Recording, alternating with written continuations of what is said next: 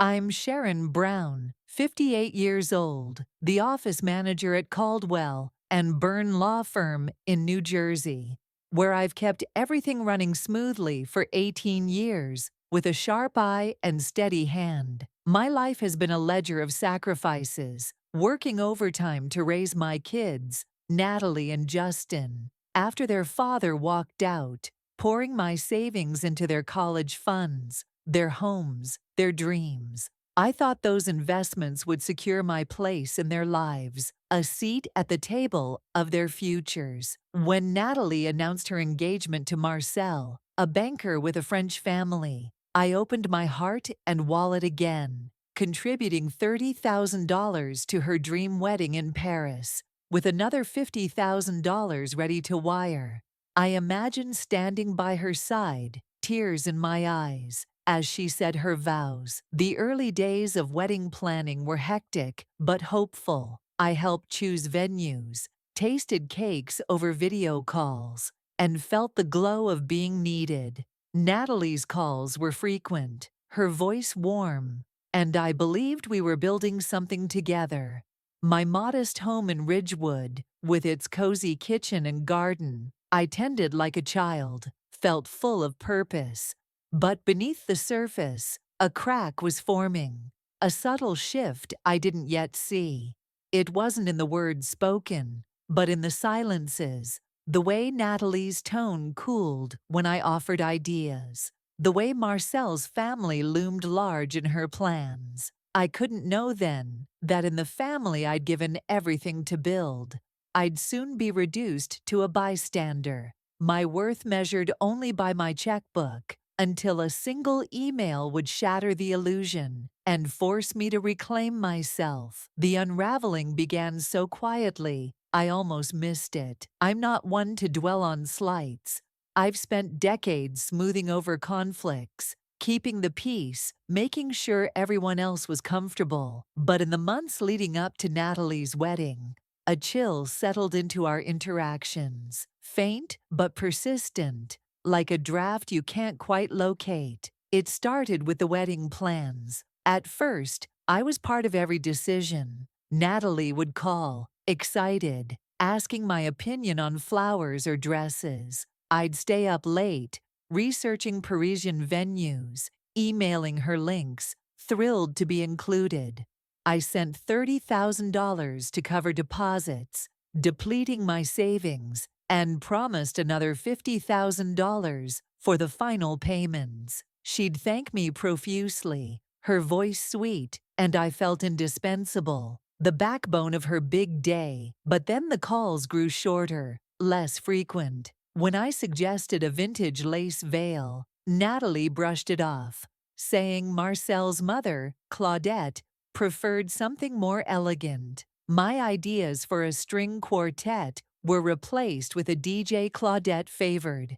"It's a French thing, Mom," Natalie said, her tone clipped, as if I couldn't possibly understand. I swallowed my disappointment, telling myself weddings were stressful, that we'd find our rhythm again. But the dismissals piled up. Natalie stopped asking for my input, and when I offered, she'd say, "We've got it handled," her voice polite but distant. I noticed she mentioned Claudette more, Claudette's taste, Claudette's traditions, Claudette's vision for an intimate ceremony. I began to feel like an outsider in my daughter's life, my role shrinking to that of a silent benefactor.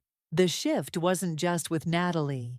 Justin, my son, grew cagey when I brought up the wedding. He'd change the subject or say, "Nat's got a lot on her plate, Mom." I sensed he knew something I didn't, but I didn't press. I'd always been the one to hold things together. After their father, David, left us for a new life in Florida, I worked 2 jobs, paid for their braces, their college, Justin's house down payment. I didn't ask for much, just their love, their presence. So I ignored the unease, focusing on my work at the law firm, where I managed schedules and contracts with the precision of a surgeon. My boss, Robert Caldwell, A kind man who remembered how I took my coffee would sometimes ask if I was okay. I'd smile, say, just tired, and move on. But the truth was, I was starting to feel like a ghost in my own life. The first real blow came in small moments. One evening, Natalie called to discuss the guest list. I assumed I'd be there, front row, maybe even walking her down the aisle, since David was barely involved. But she was vague, saying, "We're keeping it small, Mom, for Marcel's family." I asked about my sister, my cousin, but she deflected, promising to send me the final list. The call ended abruptly, and I sat in my kitchen, staring at my iPad, a knot forming in my chest. Days later, I overheard a colleague mention her own daughter's wedding, how she'd cried helping her into her dress. I realized Natalie hadn't asked me to help with her dress, hadn't invited me to fittings. I told myself it was the distance. Paris was far, planning was complicated, but the knot tightened. Then came the email. It was a Tuesday in April, unseasonably warm. I was at my kitchen island, sipping coffee, scrolling through my iPad, when my phone pinged. Natalie's name appeared in bold, and I smiled, expecting an update, maybe an invitation to visit. The email began, "Mom," stark and impersonal, no dear or hi. It read, "We've finalized the guest list for the Paris ceremony. After discussing with Marcel and his family, we think it's best if you join us via live stream instead of in person. Marcel's mother has strong opinions about the intimate nature of the ceremony, and we want to respect her wishes." It detailed how they'd set up a private link, how I could watch from home, as if a screen could replace standing beside my daughter. The final line was a gut punch. "If you want to be a part of it, you can watch through the Google Earth window. LOL. LOL." She'd written LOL after telling me I couldn't attend the wedding I'd helped finance, the wedding I'd saved for since she was a child. I read it twice, my coffee growing cold. My hands didn't shake, my eyes stayed dry, but something hardened inside me, a resolve I hadn't known I possessed. I typed back, "Sure, enjoy your big day." 4 words, no emotion, no fight. I knew it would unsettle Natalie. She thrived on my reactions, my tears, my anger, something to justify her choices. I wasn't giving her that. My phone rang immediately. Natalie's name flashed, but I set it face down, finished my coffee, rinsed the mug, and drove to work. At the firm, Robert noticed my mood. "Sharon, you look like you've seen a ghost," he said. I forced a smile, clutching papers, and said, "Just didn't sleep well." He didn't push, but an hour later, he placed a latte on my desk with a gentle pat on my shoulder. That small kindness nearly broke me, a reminder of what I'd been missing, someone seeing me. By lunch, Natalie had called 12 times, left 8 voicemails. I listened to one. "Mom, pick up. This isn't funny. We need to talk." Her voice had that edge, the one she used when she wasn't getting her way. I deleted it, deleted them all. At 5 o'clock, I drove to Ridgewood Bank and met Carlos, my longtime account manager. "Mrs. Brown, good to see you," he said, ushering me into his office. I sat, smoothed my skirt, and looked him in the eye. "I need to cancel a wire transfer." He raised an eyebrow. "The one to France? For your daughter's wedding?" I nodded. "Yes, that one." He mentioned potential fees. "I'll pay them," I said, my voice steady. "The circumstances have changed." Carlos checked his computer. "Good news, it hasn't processed. You caught it just in time. Are you sure? $50,000 is significant." I was sure. That $50,000, plus the $30,000 already sent, was $80,000 for a wedding I wasn't allowed to attend. I walked out of the bank, feeling a weight lift, though I knew a storm was coming. That evening, I got home to 3 more missed calls from Natalie, one from Justin. She'd called in reinforcements. I turned off my phone, opened a bottle of Merlot I'd been saving, and sat on my back deck as twilight fell. Sipping wine, I thought about the years of 60-hour weeks, the college tuition that drained my retirement, holding Natalie through breakups, helping Justin buy his house. I'd done everything a mother should, sacrificed, supported, loved without condition. Yet here I was, alone, uninvited to my daughter's wedding, because Marcel's mother, who'd spent Natalie's childhood in France while I coached soccer and sewed costumes, had strong opinions. The doorbell rang. I considered ignoring it, but a gut feeling urged me to answer. It wasn't Natalie, but Justin, looking uneasy in his business casual. "Mom," he said, stepping past me. "Why aren't you answering your phone?" Nat's freaking out. I followed him to the living room. "Hello to you too, Justin." He turned, running a hand through his hair. "What's going on?" "Nat says you're not coming to the wedding." "I wasn't invited," I corrected. "There's a difference." He said Natalie claimed I was being difficult about the live stream. I laughed hard. "Right, the live stream, where I watch my daughter's wedding through a screen because her future mother-in-law doesn't want me there." Justin shifted uncomfortably. "It's complicated, Mom. Marcel's family is traditional, and they're paying for most of it." My eyebrows shot up. "Are they?" "Because I've put in $30,000 and was about to send $50,000 more when I got the email saying I'm not welcome." He paused, surprised.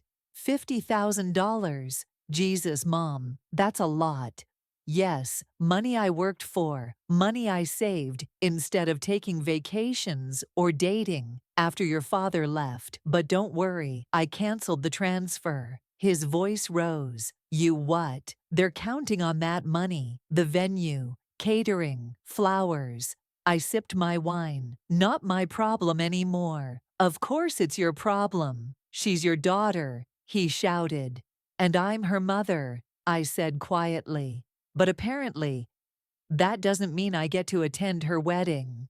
Justin ran his hands through his hair, frustrated. "This is so like you, Mom. Always making everything about yourself." Something snapped, not loud but final. "Get out of my house." He blinked. "What?" "You heard me.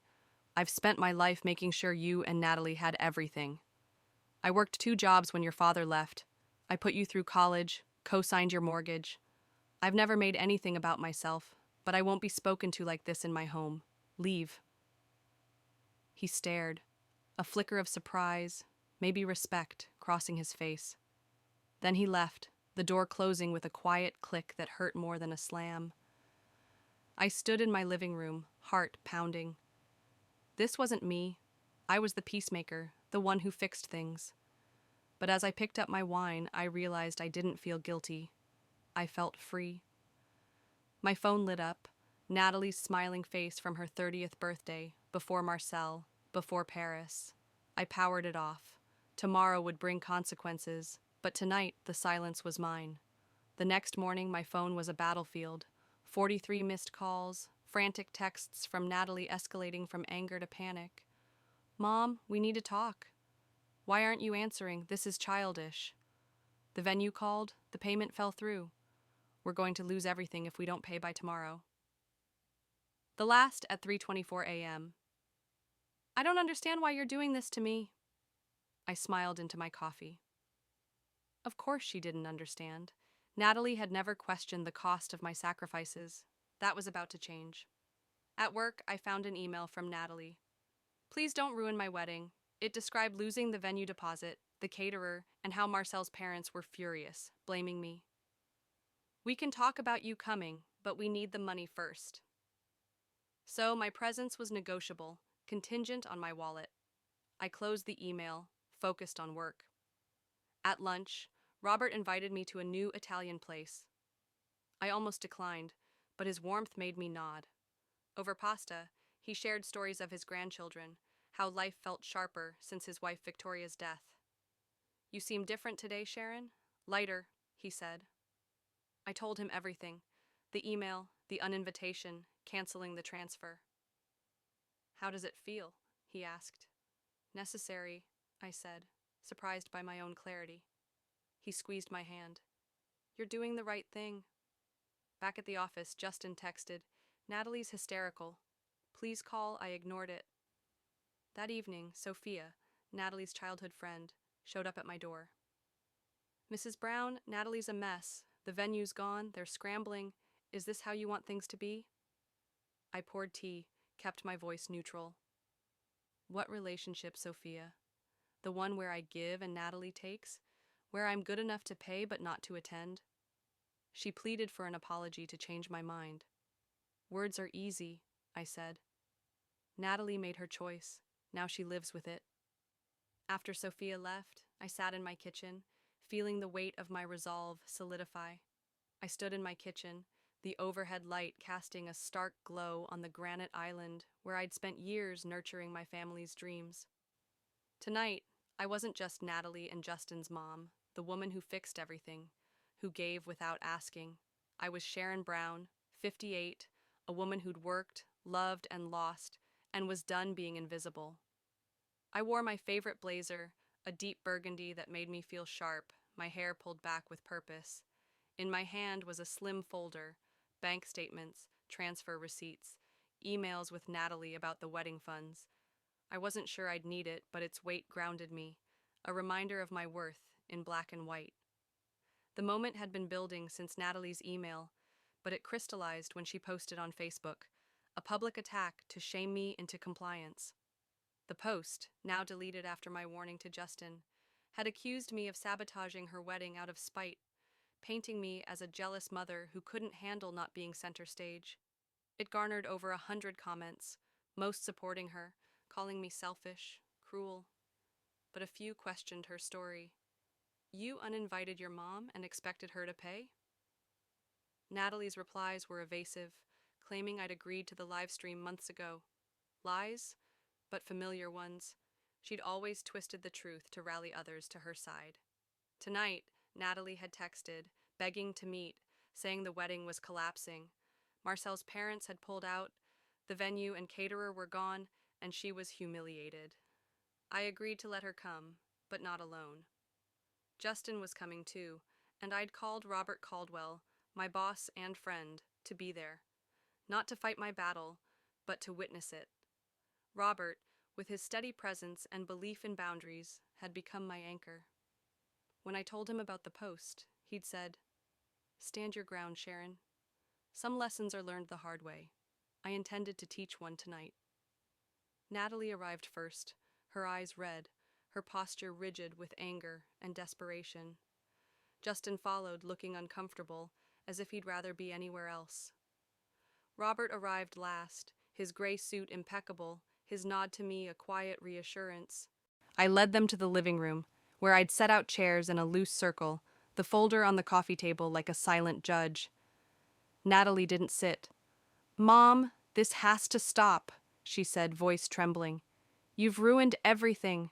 The wedding's off, Marcel's parents are gone, and it's all because you couldn't handle one email.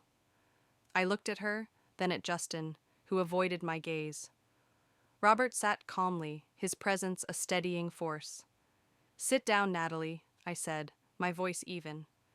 She hesitated, then sat, arms crossed. Justin sat too, fidgeting. I remained standing, the folder in hand. You posted about me online, I began, saying I sabotaged your wedding out of spite. You told the world I'm a selfish mother who's ruining your life. But you left out a few details, didn't you? Natalie's eyes narrowed. What are you talking about? I took the post down, like you wanted. Only because I told Justin I'd share my side if you didn't, I said. The truth, Natalie, like how you and Marcel decided I wasn't welcome at your wedding, but my $80,000 was. Like how you had Marcel send me an email telling me to watch through a live stream with LOL at the end, as if my exclusion was a joke. Justin shifted, looking at his sister. Natalie's face flushed. It was a mistake, okay? I said I'm sorry, but you're destroying my life over it. I opened the folder, pulling out a bank statement, the $30,000 transfer, highlighted. This is what I've already given you, I said, placing it on the table. And this, I pulled out the canceled $50,000 transfer order, is what I stopped when I realized you valued my money more than me. I looked at Justin. You knew, didn't you? Weeks ago, Natalie told you I wasn't invited, and you said nothing. He opened his mouth, then closed it, nodding slowly. I thought she'd tell you herself, he mumbled. Natalie stood, voice rising. This is ridiculous. You're acting like a victim when you're the one who pulled the money. We lost everything, the venue, the caterer, Marcel's parents' support. Do you know how humiliated I am? I didn't flinch. Almost as humiliated as being told you can watch your daughter's wedding on Google Earth? The room went still. Robert's eyes met mine, a silent encouragement. I continued. You made a choice, Natalie. You chose Marcel's family over me. You let Claudette dictate who could be there, and you didn't fight for me. You took my money, my love, and gave me a screen in return. She started to cry, big sobs that once would have broken me. I made a mistake, Mom. I'm sorry. Can't you forgive me? We can fix this. You can come, front row, whatever you want. Just help us. I set the folder down, my hands steady. It's too late, I said. You don't get to offer me a seat now because you need my money. That's not love. That's manipulation. Justin spoke, his voice low. Mom, come on. It's her wedding. Don't let it fall apart. I turned to him.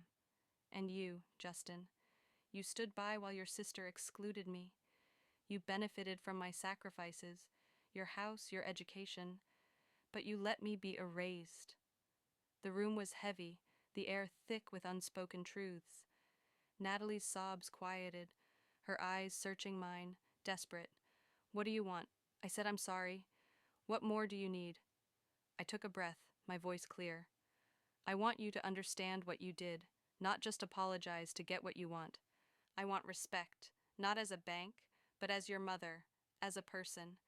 And I want you to know that I'm done being the one who gives everything while getting nothing. Robert spoke, his voice calm but firm. Sharon's made her position clear. She's not here to punish you, but to protect herself. You might consider what your choices have cost, not just in money, but in trust. Natalie looked at him, then at me, her face crumpling. So that's it? You're cutting me off? I didn't waver. I'm choosing myself, Natalie. For the first time in decades. You made your choice. Now I'm making mine. Justin stood, running a hand through his hair. This is crazy, Mom. You're throwing away our family over a principle. I looked at him, unflinching. No, Justin. I'm saving myself. And if you can't see why, then you're not seeing me. Natalie stood, grabbing her purse. You're unbelievable, she spat, tears streaming. I hope you're happy, ruining my life. She stormed out, the door slamming. Justin hesitated, then followed, pausing to look back. I don't know who you are anymore, he said softly. Good, I replied. Maybe now you'll start to know me. Robert stayed, his presence a quiet strength. You okay? He asked as we stood in the now silent room. I nodded, though my chest ached. I didn't want to hurt them. I just couldn't let them hurt me anymore. He smiled faintly. You did what you had to. Not many would. We sat for a while, not speaking, the folder still on the table. I'd drawn a line, not with anger, but with clarity. I wasn't just Sharon Brown, the mother who gave everything. I was a woman who'd refused to be erased, and in that moment, I felt the first stirrings of freedom. The morning after the confrontation, I woke to a stillness that felt both heavy and liberating. Sunlight filtered through my kitchen blinds, illuminating the island where I'd faced Natalie and Justin. The folder of documents sat on the counter, a silent testament to the line I'd drawn. I brewed coffee, the ritual grounding me, and sat on my deck, watching the neighborhood wake. Mrs. Chen walked her poodle. The Sullivan kids waited for the school bus. Life went on, but mine had shifted irrevocably. I'd stood up to my children, refused to be their ATM, and while the ache of their anger lingered, I felt a new strength, like a muscle I hadn't used in years. My phone was a minefield. 27 missed calls, 14 texts, 5 voicemails, mostly from Natalie, a few from Justin. Her messages ranged from rage, "You've ruined my life," to pleading, "Mom, please, we can still fix this." Justin's were curt, "Nat's a mess, call her." I didn't respond. I wasn't ready to soften, not yet. At work, Robert checked in, his eyes kind behind his glasses. "How are you holding up?" he asked. "I don't know," I admitted. "Terrible, but free." He nodded. The first steps toward self-respect are like that. Painful, but necessary. He warned me Natalie might rally reinforcements, like his ex-wife used to do. I braced myself. Sure enough, the reinforcements came. My ex-mother-in-law, Claire, called, leaving concerned voicemails. My sister, my cousin in Arizona, people I hadn't spoken to in years, reached out, clearly prompted by Natalie. Then David, my ex-husband, showed up, his black BMW gleaming in my driveway. "Sharon, you're looking well," he said, his smile forced. I let him in, poured iced tea, and cut through his pleasantries. "Natalie sent you." He admitted she was concerned, claiming I'd put her in a bind over the live stream. I told him the truth, the email, the exclusion, the LOL. He was stunned. "That's not what she told me," I laughed dryly. "I'm shocked." He urged me to let it go for Natalie's sake, but I refused. "This isn't about money, David. It's about respect. I'm done being used." He left, shaken, unable to argue. That evening, Natalie came alone, her anger now mixed with defeat. "You turned Dad against me," she accused. "He's disappointed in me because of you." I let her in, staying calm. I told him the truth. "You excluded me from your wedding while taking my money." She crumpled onto the sofa, crying. "The wedding's off. Marcel's parents aren't speaking to him. Justin's mad at me. What do you want?" I sat across from her, maintaining distance. "I want you to understand what you did. You chose Claudette over me, lied to save face, and expected me to keep giving. That's not love, Natalie." She insisted she'd made a mistake, begged for forgiveness. But her apologies felt hollow, tied to her need for funds. "It's too late," I said. "We can build something new, but not on lies." She left, sobbing, unsure how to face this new version of her mother. I began to plan my departure, not from my home, but from the role I'd played for decades. I called a travel agency and booked a solo trip to Italy, a dream deferred for 20 years. I sorted through my closet, donating clothes that felt like the old Sharon, dowdy, accommodating. I bought a new dress, vibrant teal, and wore it to work, earning a surprised smile from Robert. "You're glowing," he said. I smiled back, feeling it too. My house, once a hub for my kids' needs, became my sanctuary.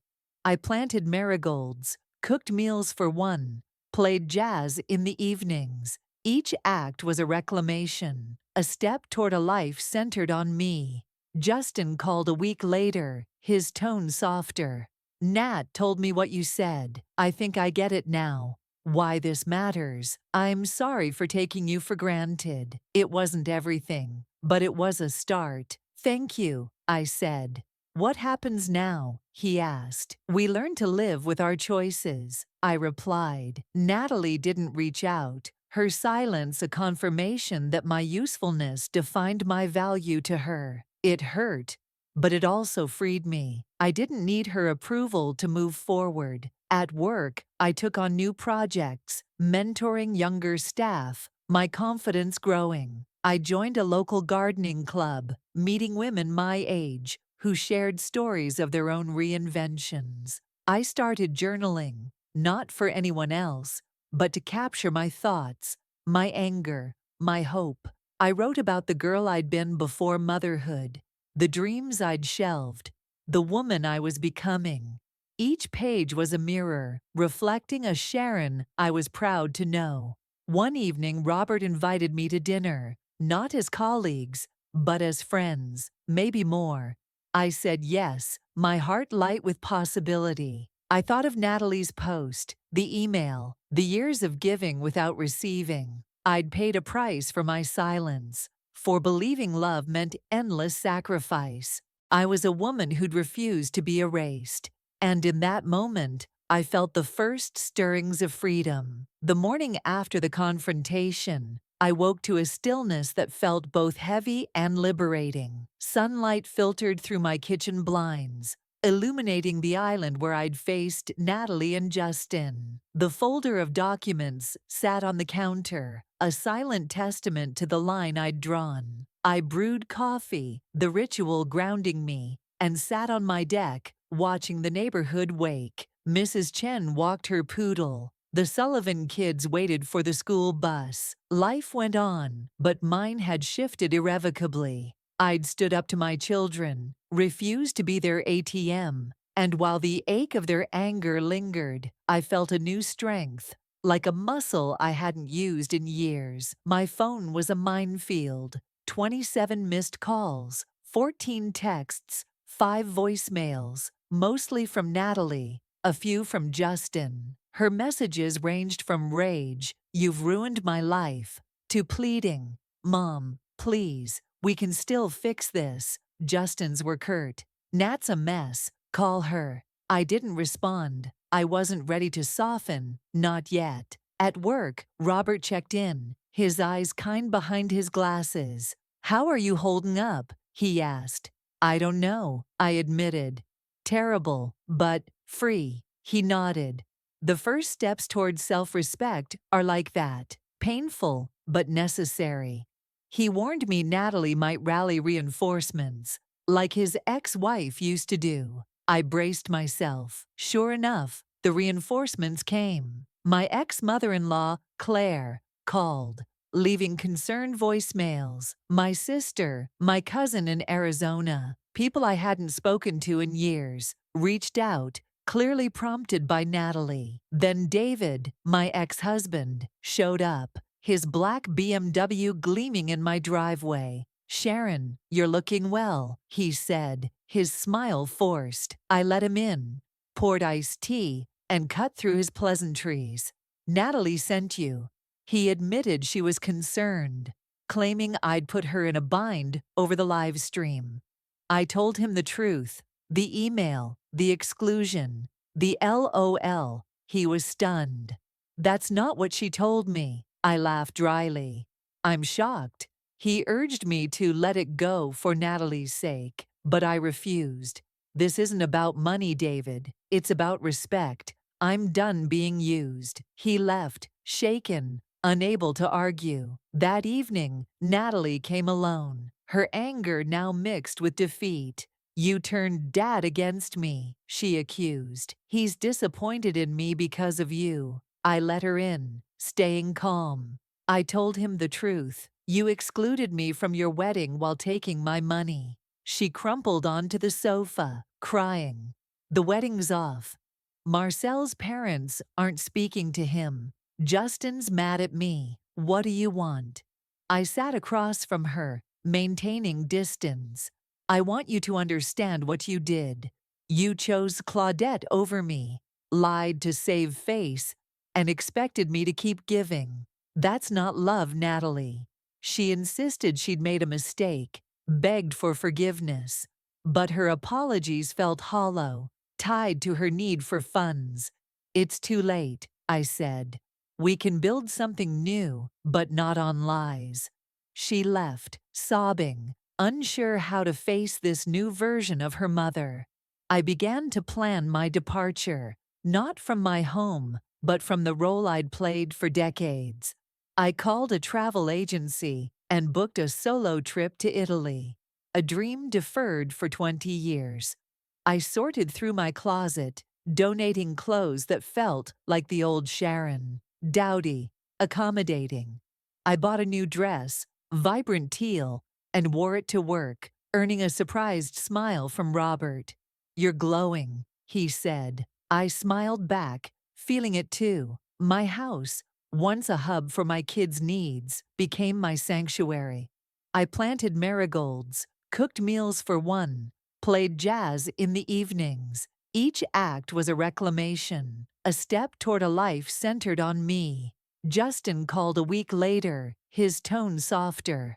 "Nat told me what you said. I think I get it now. Why this matters. I'm sorry for taking you for granted. It wasn't everything, but it was a start." "Thank you," I said. "What happens now?" he asked. "We learn to live with our choices," I replied. Natalie didn't reach out, her silence a confirmation that my usefulness defined my value to her. It hurt, but it also freed me. I didn't need her approval to move forward. At work, I took on new projects, mentoring younger staff, my confidence growing. I joined a local gardening club, meeting women my age who shared stories of their own reinventions. I started journaling, not for anyone else, but to capture my thoughts, my anger, my hope. I wrote about the girl I'd been before motherhood, the dreams I'd shelved, the woman I was becoming. Each page was a mirror, reflecting a Sharon I was proud to know. One evening, Robert invited me to dinner, not as colleagues, but as friends, maybe more.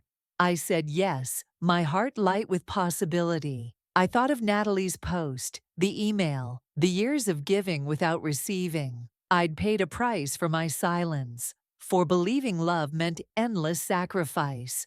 But now I was paying a different price, for self-respect, for boundaries, for a life that was mine. The pain was real, but so was the peace, and I held on to that as I stepped into my new chapter. I sat in my garden, a glass of iced tea, sweating in the late spring sun. The marigolds I'd planted blooming in vibrant rows. My Ridgewood home, with its creaky porch and cozy kitchen, was no longer just a backdrop for my children's lives. It was mine, a sanctuary where I decided who entered, what mattered. At 58, after decades of giving myself away, I'd finally claimed my place. Not with fanfare, but with quiet, unshakable resolve.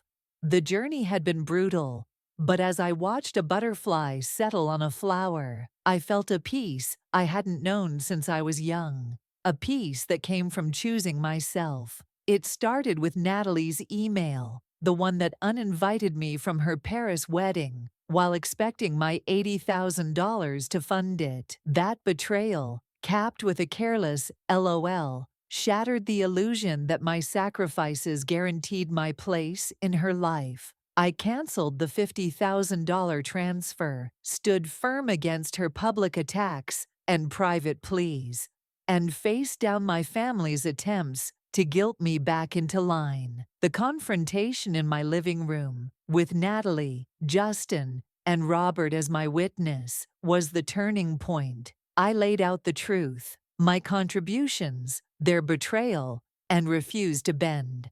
Natalie stormed out, Justin followed, but I'd drawn a line, and crossing it meant reclaiming my worth.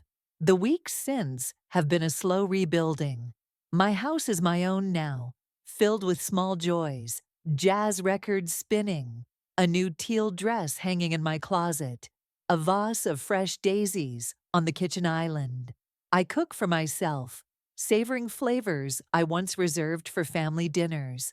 I tend my garden, my hands in the soil, grounding me in a life I'm shaping.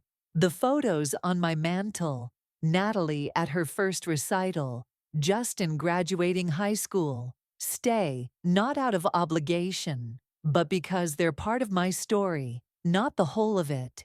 Justin visits occasionally, his demeanor softer, more thoughtful. The first time, he brought coffee from our old favorite cafe, a peace offering. "This place feels different," he said, looking around. "It's you." I nodded, smiling.